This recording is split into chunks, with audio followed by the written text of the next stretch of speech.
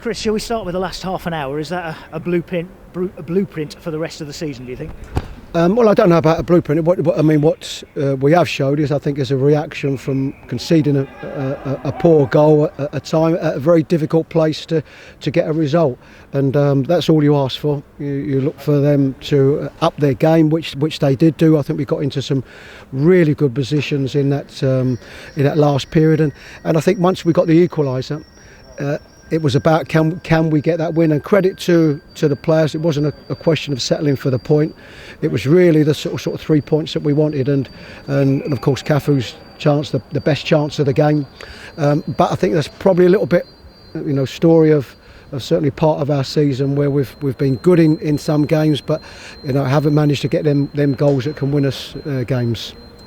You mentioned it. It was about character, wasn't it? To come back from behind. You did it at Millwall, and it only took you 2 minutes. And tonight it's a different thing, because you've really got to climb back into that game after what was a calamity, really, after 18 minutes, wasn't it? Yeah, and I prefer not to do that. I prefer, be at home to Sheffield Wednesday, where that real nice feeling of taking the lead.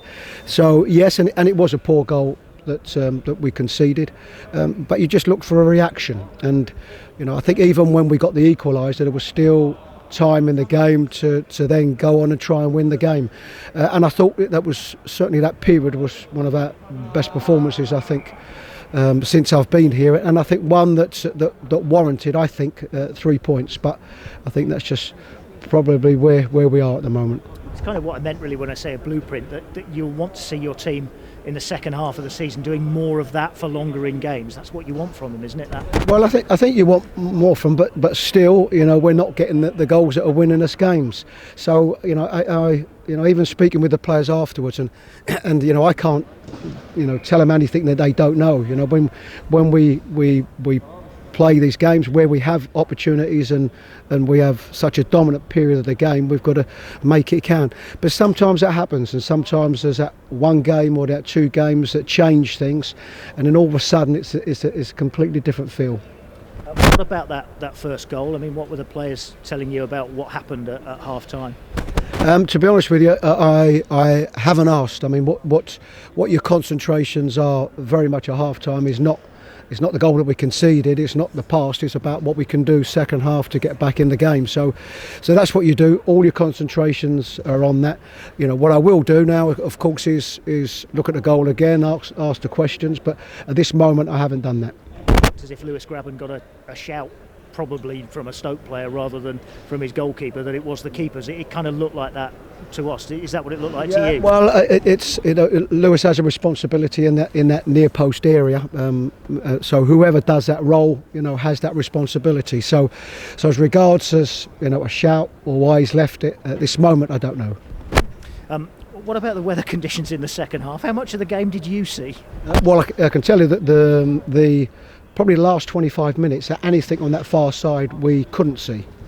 So I think probably if it's, if that was earlier in the game, probably or at the start of the game, then I think the game would have been in some doubt.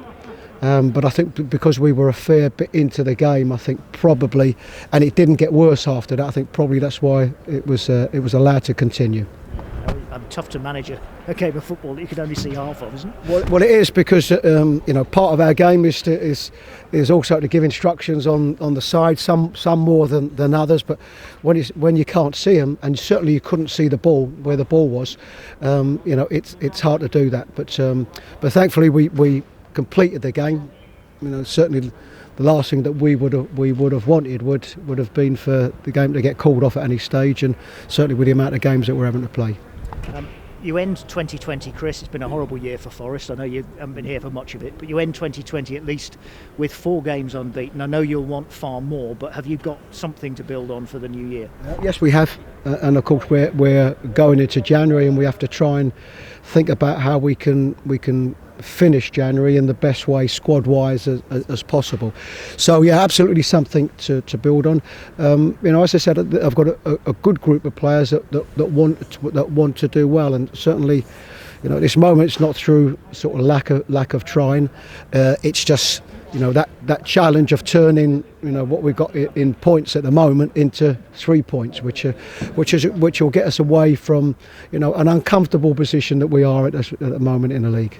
And just finally, Chris, I just ask you about the general situation in terms of the country and in terms of football. One of two managers, Sam Allardyce, I know tonight has talked about the potential of maybe football going into some sort of circuit breaker. I wonder what you'd think about that at this stage of the season.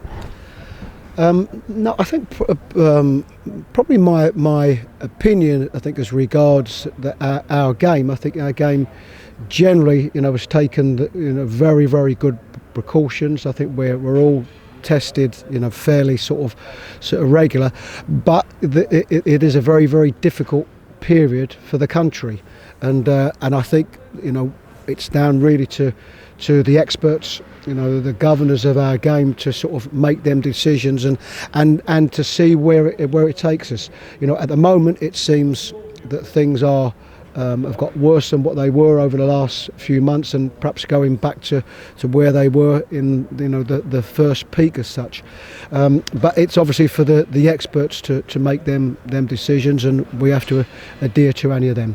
Thanks for your time, Chris, and Happy New Year. No, Happy New Year, and Happy New Year to all the listeners too, and just pleased that we've finished it on a decent note, and let's hope that 2021 is a good start for all.